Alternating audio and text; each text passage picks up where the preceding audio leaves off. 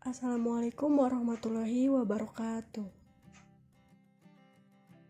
I keep a photograph in which we were in love, caught in your eyes, waiting for the sunrise.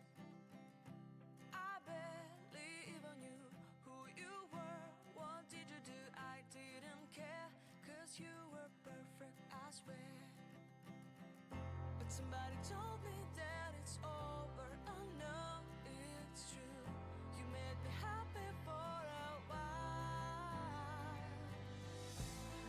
Nah, sekarang aku bakal menjelaskan mengenai perbuatan menyontek. Apa sih sebenarnya menyontek itu? Menurut Eric Flexner, Caruth, dan Hawkins 1980, Anderman dan Murdoch 2007 34 menjelaskan bahwa yang dimaksud dengan menyontek atau cheating adalah melakukan ketidakjujuran atau tidak fair dalam rangka memenangkan atau meraih keuntungan. Sementara Anderman dan Murdoch mendefinisikan lebih terperinci yang digolongkan ke dalam 3 kategori. 1. Memberikan, mengambil atau menerima informasi. 2. Menggunakan materi yang dilarang atau membuat catatan atau fact. Dan ketiga, memanfaatkan kelemahan seseorang, prosedur atau proses untuk mendapatkan keuntungan dalam tugas akademik. Menyontek diartikan sebagai tindakan atau perilaku seseorang untuk melakukan tindakan yang tidak jujur, tidak adil untuk mendapatkan jawaban pada saat ujian, ulangan, ataupun tugas-tugas yang lain untuk memperoleh nilai tinggi dengan cara menodai nilai-nilai kejujuran. Dengan melakukan kegiatan menyontek tersebut, seseorang yang melakukan praktik kecurangan dengan bertanya, meraih informasi, atau membuat catatan untuk mendapatkan keuntungan bagi dirinya sendiri. Itu dengan cara menyontek.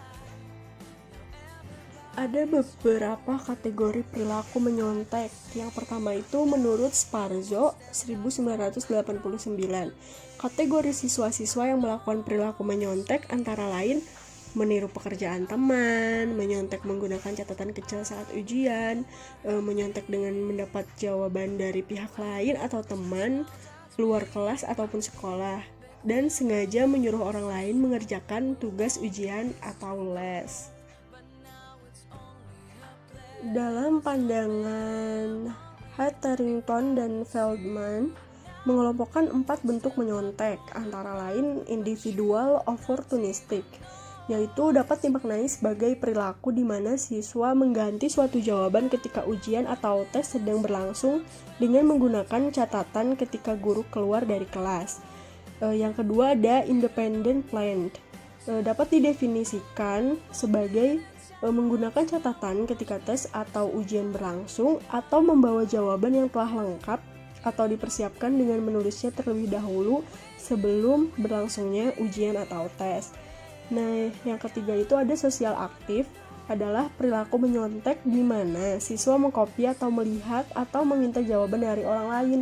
Dan yang terakhir adalah sosial pasif, adalah mengizinkan seseorang melihat atau mengcopy jawabannya, atau bisa disebut seseorang yang memberikan jawaban. Seperti itu. Berdasarkan uraian di atas dapat disimpulkan bahwa kategori perilaku menyontek adalah memberikan jawaban ke siswa lain, menerima jawaban dari siswa lain, mengganti jawaban ketika guru keluar kelas, dan menggunakan jawaban sewaktu ujian atau tes. Ada sebuah ungkapan, tidak mungkin ada asap kalau tidak ada apinya. Apabila dikatakan kalau menyontek sebagai asap, tentunya ada api penyulutnya sehingga menyebabkan munculnya perilaku menyontek. Perilaku menyontek yang dilakukan oleh seseorang adalah suatu akibat yang terjadi karena adanya sebab yang menimbulkannya. Menurut Busway, penyebab individu menyontek adalah yang pertama, adanya tekanan untuk mendapatkan nilai yang tinggi. Pada dasarnya, setiap siswa memiliki keinginan yang sama, yaitu mendapatkan nilai yang baik atau tinggi. Keinginan tersebut terkadang membuat siswa menghalalkan segala cara, termasuk dengan menyontek. Yang kedua, keinginan untuk menghindari kegagalan. Ketakutan mendapatkan kegagalan di sekolah merupakan hal yang sering dialami oleh siswa. Kegagalan yang muncul ke dalam bentuk takut tidak naik kelas atau takut mengikuti ulangan susulan tersebut memicu terjadinya perilaku menyontek. Yang ketiga, adanya persepsi bahwa sekolah melakukan hal yang tak adil. Sekolah dianggap hanya memberikan akses ke siswa-siswa yang cerdas dalam berprestasi, sehingga siswa-siswi yang memiliki kemampuan menengah merasa tidak diperhatikan dan dilayani dengan baik. Yang keempat, kurangnya waktu untuk menyelesaikan tugas sekolah. Siswa terkadang mendapatkan tugas secara bersama.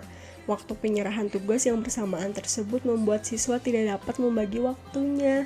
Dan yang terakhir adalah tidak adanya sikap menentang perilaku menyontek di sekolah. Perilaku menyontek di sekolah kadang-kadang dianggap sebagai permasalahan yang biasa baik oleh siswa maupun oleh guru. Karena itu, banyak siswa yang membiarkan perilaku menyontek atau terkadang justru membantu terjadinya perilaku menyontek ini. Dampak menyontek, menurut Al-Hadza, menyatakan bahwa tidak bisa disangkal bahwa menyontek membawa dampak negatif baik kepada individu maupun bagi masyarakat. Dampak negatif bagi individu akan terjadi apabila praktek menyontek dilakukan secara terus-menerus sehingga menjurus menjadi bagian kepribadian seseorang atau sudah menjadi kebiasaan seseorang. Nah, selanjutnya dampak negatif bagi masyarakat akan terjadi apabila masyarakat telah menjadi terlalu permisif terhadap praktek menyontek, sehingga akan menjadi bagian dari kebudayaan di mana nilai-nilai moral akan terkaburkan dalam setiap aspek kehidupan dan pranata sosial. Nah, dari paparan yang sudah saya paparkan dapat disimpulkan bahwa perilaku menyontek merupakan perilaku yang merugikan. Kerugian tersebut bukan hanya bagi lembaga dan masyarakat, tapi juga individu yang menyontek.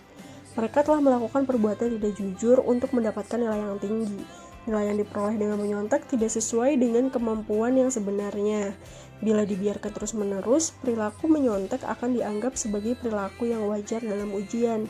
Perilaku menyontek akan terus terjadi pada pelajar-pelajar yang selanjutnya bila tidak ada penanganan yang serius.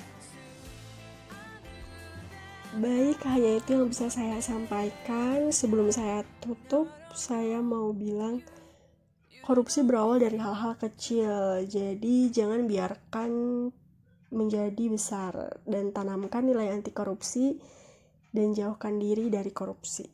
Terima kasih. Wassalamualaikum warahmatullahi wabarakatuh.